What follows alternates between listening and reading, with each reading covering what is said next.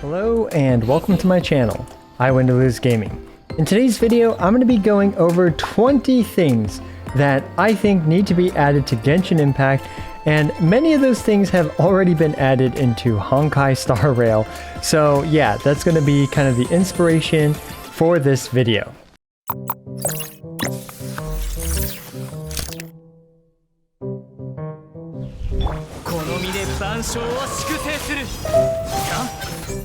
So starting off, the first topic that I want to talk about is resin/stamina in both games. And you'll have to excuse Japard singing in the background. I have both games open.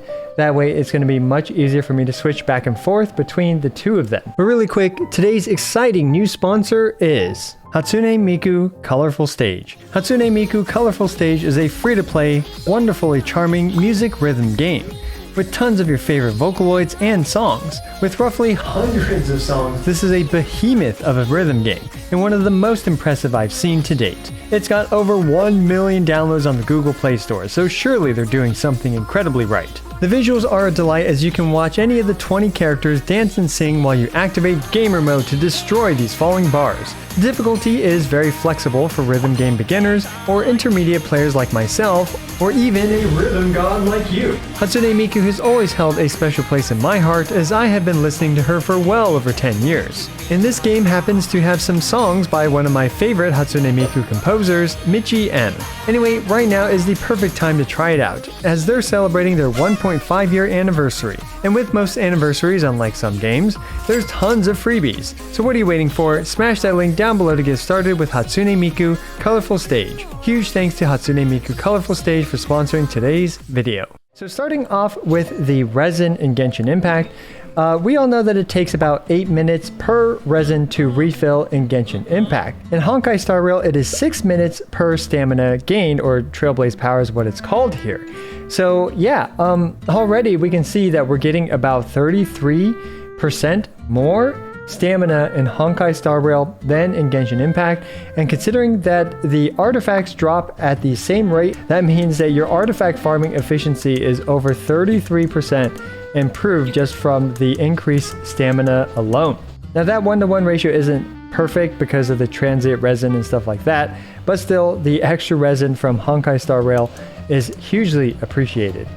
Now the next thing that I would love to see in Genshin Impact is to be able to make condensed resin without farming crystal flies. I'm sorry, but I am sick of farming crystal flies all the time. Anytime I have a little bit of spare time, I try to go catch some of these critters. However, in Honkai Star Rail, we don't have crystal flies to do. We can just make these stored emulsifiers, which can be used in the Forgotten Hall. Which is, or not the Forgotten Hall, in the simulated universe. And you can make these completely for free, 40 Trailblaze Power for 1 stored emulsifier, no nonsense, and you can carry up to 8 of them. So yeah, I would love to see an update to this somehow, make this a bit more easy for us to do, because I don't know about you guys, I'm tired of catching crystal flies.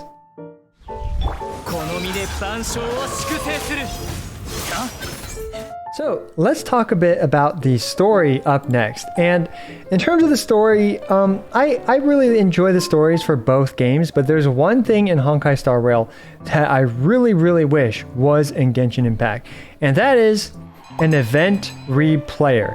That's right, this was the event back in patch 1.0, and I can indeed actually go play this again here in this UI. So that makes a huge difference for players that might have missed some events, taken a break, started playing later. All of these things you can replay and get the full experience from, and that also solves the problem in Genshin Impact when it comes to event weapons. Like for example, a lot of you newer players won't have this Dodoko Tails weapon, which is actually a very reasonable free-to-play catalyst. And instead, you guys are just, completely out of luck when it comes to getting event weapons. There's still no way to really get them. So yeah, I would love to see an event replayer for people to both re-experience the story when they want to, or perhaps the areas, and to collect event weapons. Now, of course, it's going to be a lot harder in Genshin Impact due to the way the game works, but still, I think MiHoYo can pull it off if they really wanted to, although, yeah, it's definitely going to take a lot of development, to say the least. In Genshin Impact, it's very common for another character or an NPC to be stuck in another quest. This is the absolute worst. And then you have to perhaps run through a ton of additional other quests or figure out how that NPC is stuck in what quest, so on and so forth, in order to get that NPC unstuck for you to continue with the quest that you actually want to do. But in Honkai Star Rail, you can immediately force the NPC to not be busy in that other quest and to basically be teleported to the current quest line that you need that NPC in. This is a huge quality of life when it comes to progressing through the story, because oftentimes these quest lines can be very convoluted. So yeah, I would love to see that in Genshin Impact. So the next thing that is not in both games but still story related is the dialogue. Now, let's say you're talking to, I don't know, this guy right here, and you want to talk to him about, you know, something. But in both games, I really wish we could skip the dialogue. So I know, right, skipping dialogue is not like ideal when it comes to world building and immersion, stuff like that. However, you know, sometimes you just got places to be and you really want to do this, you know, mission or event or whatever. I think at this point, perhaps the community deserves a bit of dialogue skipping, especially if you want to play like on a new account or something like that. Going through the hundreds, I think, at this point, of hours of dialogue in Genshin Impact, oh my goodness, yeah, it's quite the ordeal. So I would love to see skippable dialogue.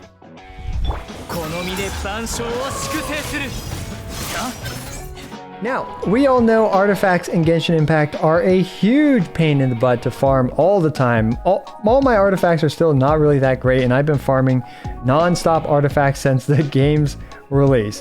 No joke. Now, I don't really think the relics in Honkai Star Rail are much easier to farm. In all honesty, relics are the artifacts in this game. However, there are a few things that help us out when it comes to artifacts in Honkai Star Rail. We are able to actually choose what artifacts we want to make. We want to actually craft a head, shoulders, knees, and toes artifacts out of this material that you get by breaking down 5-star artifacts. For every 5-star artifact that you break down, you get 10 of these pieces. So you break down 10, you can choose any piece that you want and you can craft as many of these that you want. And on top of this, the next thing that I would love to see in Genshin Impact is an artifact main stat chooser.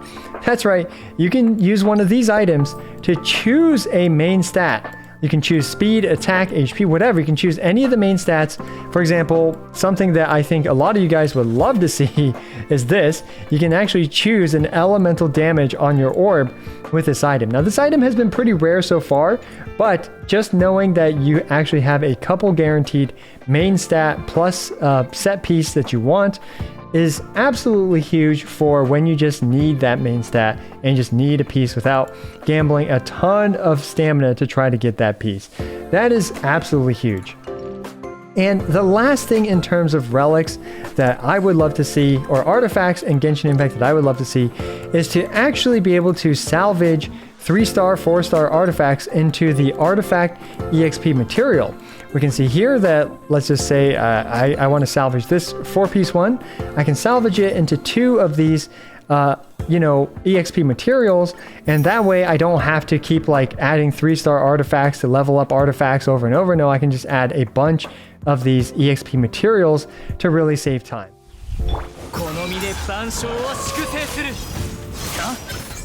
Now, the next thing in Genshin Impact that I would love to see that Honkai Star Rail has already implemented, we're going to have to walk a little bit over here, but it's actually with the Alchemy Synthesis, whatever you want to call it, table here. So in Genshin Impact, let's say you've killed a bajillion slimes and you have a million slime materials, but you just need some of, I don't know, like these robot materials instead. Well, you better just go kill a bunch of these robot guys because that's the only way you're going to get those materials. However, in Honkai Star Rail, we actually have a synthesize option where we can convert different monster materials into the one that we actually need at a 2-to-1 ratio. And trust me when I say this is absolutely welcome in certain times when you just do not feel like farming a bunch of monsters right now. Just go ahead and do this really quick. Like, speaking of which, I can make a bunch of these out of these coins, right? Why don't I just go ahead and do that right now? I'm just going to make like 200 of these. No big deal, right? Although maybe I'll regret it later, but for now, who cares? I just converted a bunch of those into a bunch of these, or a bunch of these into a bunch of these, sorry. Absolutely effortlessly. I would love to see that in Genshin Impact. So the next one is a rather smaller change, but I still think it is a very welcome one. Let's say we want to actually refine this weapon. We have to click one at a time, refine, and then click another one after it finishes refining to refine them one at a time in order to get to refinement 5. Now, this isn't a problem that you face every single day when you play the game, but clearly in Honkai Star Rail they realized, hey, maybe we shouldn't be that annoying about it, and you can just add all 4 of them at once. You see this? And now I can just add all 4 of these at once and give it a quick superimpose, and bam. Now I am at superimposition 5, which is just refinement 5, and literally probably 1/5 of the time that it would have taken me otherwise. So yeah, just a small quality of life thing that clearly should be implemented into Genshin Impact because there's absolutely no reason not to. Now, next, you know that in Genshin Impact, let's say you just need a bunch of specific weekly monster materials. Let's say you just need to farm this guy a whole bunch this week, but unfortunately, obviously you can only do it one single time per week. However, I think you can see where I'm going with this in Honkai Star Rail. You get to actually pick and choose any of these missions that you want, and you can do them 3 times total. So for me this week, I needed more of these ice things versus this thing, so I did this one twice and this one once. I would absolutely love to see the ability to repeat the weekly monsters or weekly bosses in Genshin Impact to get the proper talent materials that you actually need, instead of having to wait weeks or ultimately months to get all the talent materials that you do end up need from the boss that you need. So the next thing that Genshin Impact should really implement is more options in the Stardust/Star Glitter shop. In particular, more stamina-based options, because here we really only have a little bit of Mora, a little bit of EXP, and of course, you know, we have these things as well, which I guess I will grab right now. However, in Honkai Star Rail shop, not only do we have those same options in terms of, you know, the stuff that you just saw me buy, but we also have these things right here. And each of these things actually cost stamina to farm in the game. So that means that we have more stamina-based options to purchase in the Embers Exchange shop, which is the same as the Stardust shop in Genshin Impact. So yeah, this is just another way that you can basically progress a bit faster and a bit more reasonably in Honkai Star Rail in comparison to Genshin Impact.